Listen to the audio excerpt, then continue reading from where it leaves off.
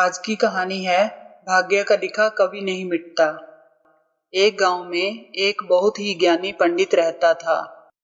एक दिन वह अपने बचपन के मित्र से मिलने के लिए दूसरे गांव जा रहा था। उसका मित्र बचपन से ही गूंगा और एक पैर से अपाहिज था। उसके मित्र का गांव काफी दूर था। रास्ते में कई छोटे छोटे गांव पड़ते थे।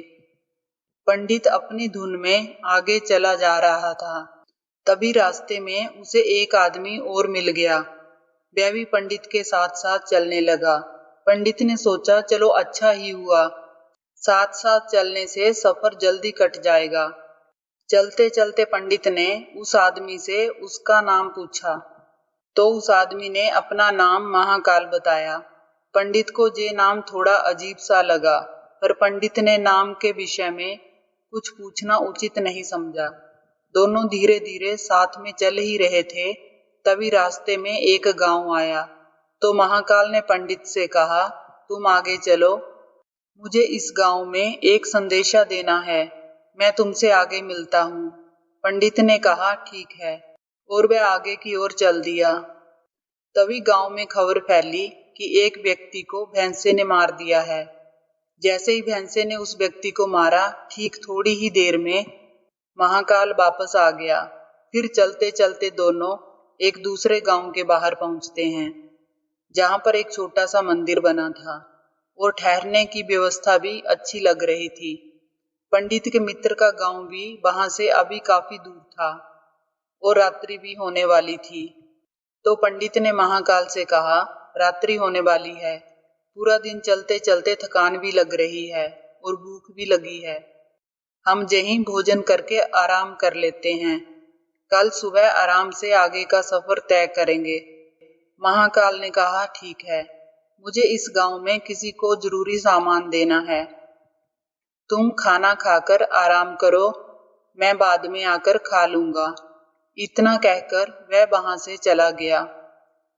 लेकिन उसके जाते ही कुछ देर बाद उस गांव में धुआं उठता दिखाई दिया और देखते ही देखते पूरे गांव में आग लग गई। पंडित ने आश्चर्य से सोचा कि ये महाकाल जहां भी जाता है वहां किसी न किसी तरह की हानि जरूर हो जाती है, कुछ तो गड़बड़ है। लेकिन पंडित ने रात्रि में महाकाल से इस बात का कोई जिक्र नहीं किया। सुबह दोनों ने फिर अपने गंतव्य की ओर चलना प्रारंभ कर दिया। कुछ ही देर में फिर एक गांव आया तो महाकाल ने फिर पंडित से कहा, आप आगे चलते जाइए, मैं कुछ देर में आपको मिलता हूँ, मुझे इस गांव में भी कुछ जरूरी काम है, मैं काम करके आपसे आगे मिलता हूँ। ये कहकर महाकाल जाने लगा।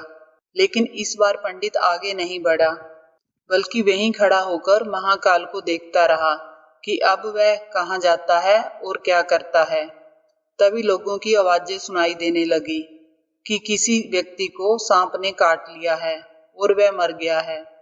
ठीक उसी समय महाकाल फिर से उस पंडित के पास पहुंच गया। लेकिन इस बार पंडित को सहन नहीं हुआ। उसने महाकाल से पूछ ही लिया कि तुम जिस गांव में जाते हो वहां कोई ना कोई नुकसान जरूर हो जाता है, क्या तुम मुझे बता सकते हो ऐसा क्यों हो रहा है? तो महाकाल ने जवाब दिया, पंडित जी, आप तो मुझे बहुत बड़े ज्ञानी मालूम पड़े थे, इसलिए मैं आपके साथ चलने लगा था, क्योंकि ज्ञानियों का संग बहुत अच्छा होता है, परंतु आप अभी तक नहीं समझ पाए कि मैं कौन हूँ। पंडित ने कहा, मैं समझ गया हूँ, लेकिन मुझे कुछ शंका है, अगर आप ही अपना उपयुक्त परिचय दे दें तो मुझे शंका नहीं होगी। महाकाल ने जवाब दिया, मैं जमदूत हूँ और जमराज की आज्ञा से उन लोगों के प्राण हरण करता हूँ जिनकी आयु पूर्ण हो चुकी है। हालांकि पंडित को पहले से ही इस बात की शंका थी, फिर भी महाकाल के मुंह से सुनकर पंडित घबरा गया। लेकिन फिर से हिम्मत करके पूछा, अगर ऐसी बात है और तुम सचमुच जमदूत हो तो बताओ, अगली मृत्यु किसकी है? जमदूत ने जवाब दिया, अगली मृत्यु तुम्हारे उसी मित्र की है जिससे तुम मिलने जा रहे हो, और उसकी मृत्यु का कारण भी तुम ही बनोगे। ये बात सुनकर पंडित सहम सा गया। पंडित सोच में पड़ गया कि यदि वास्तव में ये जमदूत हुआ तो उसकी बात भी सही होगी। मेरे कारण मेरे बचपन के सबसे अच्छे मित्र की मृत्यु हो जाएगी, इसलिए अच्छा यही होगा कि मैं अपने मित्र से मिलने ही ना जाऊं। कम से कम मैं तो उसकी मृत्यु का कारण नहीं बनूंगा। महाकाल ने कहा, जो तुम सोच रहे हो वह सब मुझे पता है, मगर तुम्हारे अपने मित्र से मिलने ना जाने से नियति नहीं बदल जाएगी।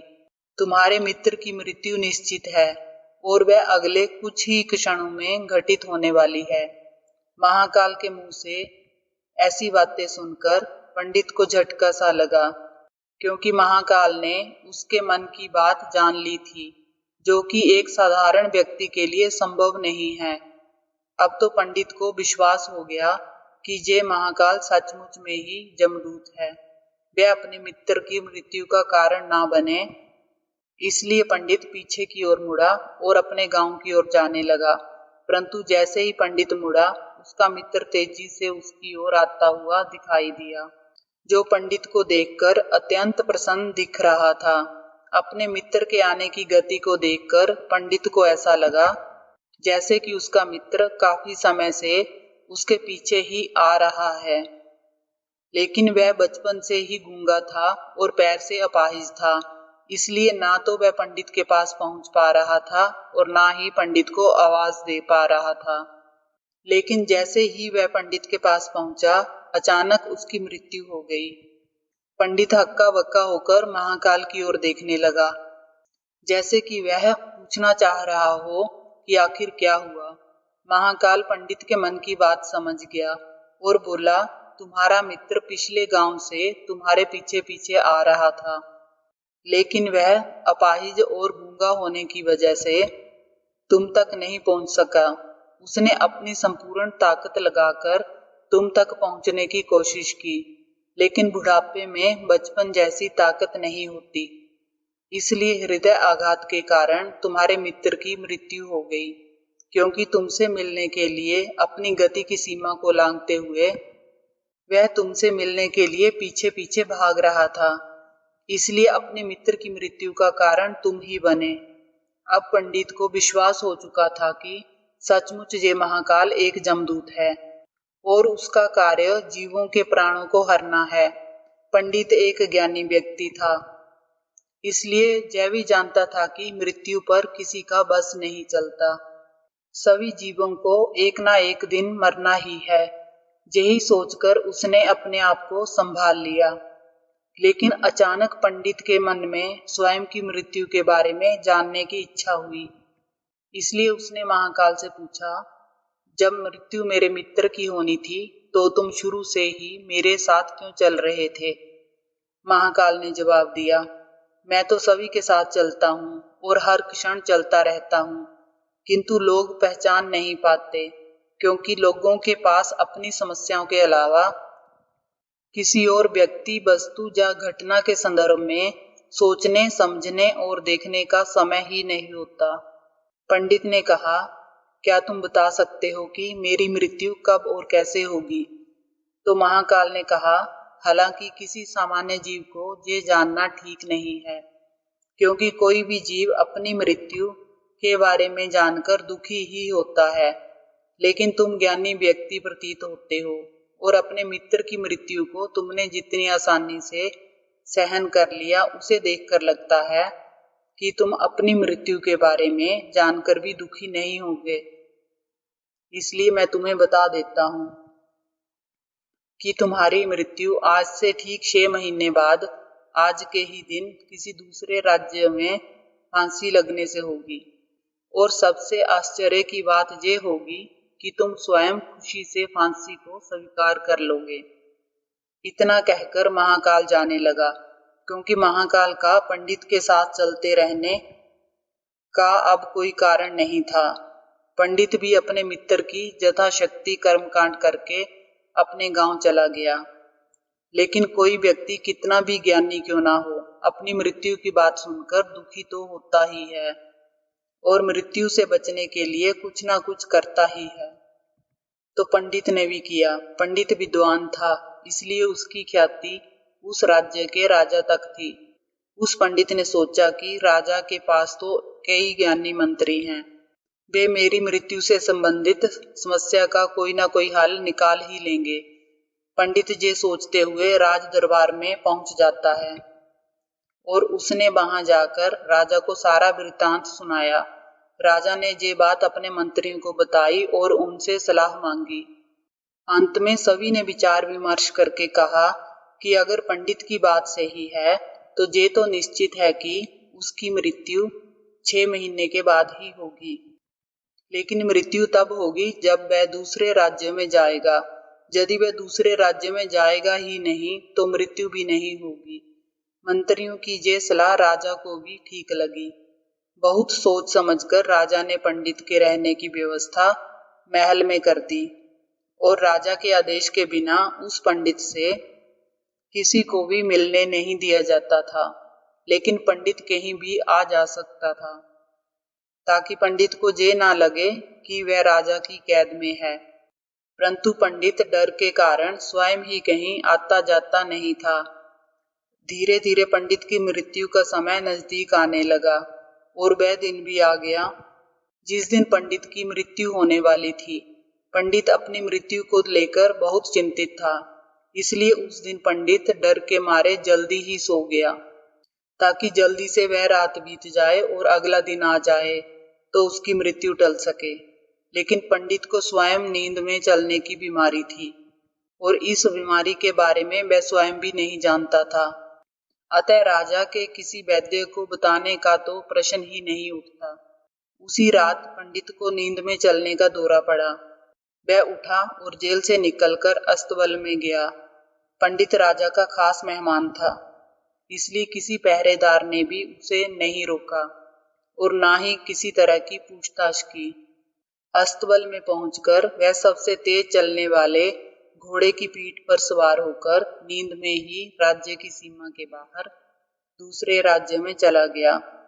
इतना ही नहीं, वह दूसरे राज्य के राजमहल में पहुंच गया और उस महल के पहरेदार ने भी उसे नहीं रोका और ना ही कोई पूछताछ की। सभी लोग रात्रि के अंतिम प्रहर होने के कारण नींद में थे और वह पंडित सीधे राजा के शयन कक्ष में पहुंच गया जहां राजा और रानी सो रहे थे। वहां पंडित भी जाकर लेट गया। सुबह हुई तो राजा ने पंडित को रानी के बगल में सोया हुआ देखा, जिससे राजा बहुत क्रोधित हुआ और पंडित को गिरफ्तार कर लिया गया। पंडित को तो कुछ समझ में ही नहीं आ रहा था कि आखिर दूसरे राज्य में और राजा के कक्ष में वह कैसे पहुंच गया। लेकिन वहां ये सब सुनने वाला कौन था। राजा ने पंडित को दरबार में हाजिर करने का हुक्म दिया। कुछ समय बाद पंडित को दरबार में लाया गया। कुछ समय बाद राजा का दरबार लगा, जहां राजा ने पंडित को देखा और देखते ही क्रोधित होकर पंडित को फांसी पर चढ़ा देने का आदेश सुना दिया। फांसी की सजा सुनकर पंडित कांप गया। फिर भी कुछ हिम्मत कर उसने राजा से कहा कि मैं ये नहीं जानता कि मैं राजमहल में कैसे पहुंचा और ये भी नहीं जानता हूं कि मैं आपके शयन कक्ष में कैसे आया और आपके राज्य के किसी पहरेदार ने मुझे रोका क्यों नहीं। लेकिन मैं इतना जानता हूं कि आज मेरी मृत्यु होनी थी और अब सच में होने जा रही है। राजा को ये बात थोड़ी अटपटी लगी। उसने पूछा, तुम्हें कैसे पता कि आज तुम्हारी मृत्यु होनी ही है? तुम कहना क्या चाहते हो? राजा के इस सवाल के जवाब में पंडित ने महाकाल से मिलने की कहानी बता दी और कहा कि महाराज, मेरा क्या किसी भी सामान्य व्यक्ति में इतना साहस नहीं कि वह राजा के शयन कक्ष में राजा की उपस्थिति में रानी के पास चला जाए और सो जाए। राजा को पंडित की बात में थोड़ी सत्यता दिखाई दी, परंतु उसने सोचा जे मृत्यु से बचने के लिए महाकाल और अपनी मृत्यु की भविष्यवाणी का बहाना बना रहा है। इसलिए राजा ने पंडित से कहा, यदि तुम्हारी ये बात सत्य है और आज तुम्हारी मृत्यु का दिन है जैसा कि तुम्हें महाकाल ने कहा था, तो तुम्हारी मृत्यु का कारण मैं नहीं बनूंगा। लेकिन अगर ये बात झूठी निकली तो निश्चित ही आज तुम्हारी मृत्यु का दिन होगा, क्योंकि पड़ोसी राज्य का राजा उसका मित्र था। उसने तुरंत सैनिकों के हाथ दूसरे राज्य के राजा को पत्र भेजा और पंडित की बात की सत्यता का प्रमाण मांगा। शाम तक भेजे गए सैनिक वापस लौट आए और उन्होंने बताया, महाराज, पंडित जो कह रहा है वह पूर्णतः सत्य है। दूसरे राज्य के राजा ने पंडित को रहने के लिए अपने ही महल में संपूर्ण व्यवस्था कर रखी और पिछले 6 महीने से पंडित राजा का मेहमान था। कल राजा इससे अंतिम बार मिले थे। इसके बाद इस राज्य में ये कैसे पहुंचा, इसकी जानकारी किसी को नहीं है। इसलिए उस राज्य के राजा के अनुसार पंडित को फांसी की सजा देना उचित नहीं है। लेकिन राजा के लिए एक नई समस्या आ गई, क्योंकि उसने बिना कुछ जाने ही पंडित को फांसी की सजा सुना दी थी। इसलिए अगर दंड फांसी नहीं दी जाए तो राजा के कथन का अपमान हो जाएगा, और अगर राजा के द्वारा दी गई सजा का मान रखा जाए तो पंडित की बिना वजह ही मृत्यु हो जाएगी। राजा ने अपने सभी मंत्रियों से इस बारे में चर्चा की। सभी मंत्रियों ने सुझाव दिया कि महाराज, पंडित को एक कच्चे सूत से फांसी लगवा दें। इससे आपके कथन का भी मान रह जाएगा और कच्चे सूत के धागे से पंडित को भी फांसी नहीं लगेगी और उसके प्राण बच जाएंगे। राजा को ये सुझाव अच्छा लगा।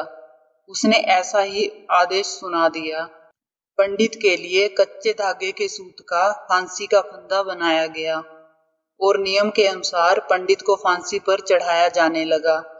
सभी लोग खुश थे कि ना तो पंडित मरेगा और ना ही राजा का वचन झूठा पड़ेगा। पंडित को भी विश्वास था कि सूत के धागे से तो उसकी मृत्यु हो ही नहीं सकती, इसलिए वह भी खुशी खुशी फांसी पर चढ़ने को तैयार था, जैसा कि महाकाल ने उसे कहा था। लेकिन जैसे ही पंडित को फांसी दी गई, सूत का धागा तो टूट गया, लेकिन टूटने से पहले उसने अपना काम कर दिया था। पंडित के गले की नस सूत के धागे से कट चुकी थी और पंडित जमीन पर पड़ा तड़प रहा था। हर धड़कन के साथ उसके गले से खून की फुहार निकल रही थी और देखते ही देखते पंडित का शरीर पूरी तरह से शांत हो गया। सभी लोग आश्चर्यचकित थे, पंडित को मरते हुए देख रहे थे। किसी को विश्वास ही नहीं हो रहा था कि इस कमजोर से धागे से किसी की मृत्यु हो सकती है। लेकिन घटना घट चुकी थी। नियति ने अपना काम कर दिया था। जो होना होता है वह होकर ही रहता है। हम चाहे जितनी भी सावधानियां बरतें, जितना भी उपाय कर लें, लेकिन हर घटना और घटना की पूरी प्रणाली पहले से ही तय होती है, जिसे हम थोड़ा सा भी इधर उधर नहीं कर सकते। इसलिए ईश्वर ने हमें भविष्य जानने की क्षमता नहीं दी है, ताकि हम अपने जीवन को ज्यादा बेहतर ढंग से जी सकें। और यही बात उस पंडित पर भी लागू होती है। यदि पंडित ने महाकाल से अपनी मृत्यु के बारे में ना पूछा होता तो 6 महीने राजा की कैद में डर डर कर जीने की बजाय ज्यादा बेहतर जीवन जीता। आपको ये कहानी अच्छी लगी हो तो वीडियो को लाइक करें, चैनल को सब्सक्राइब करें। कहानी को अंत तक देखने के लिए आप सभी का धन्यवाद।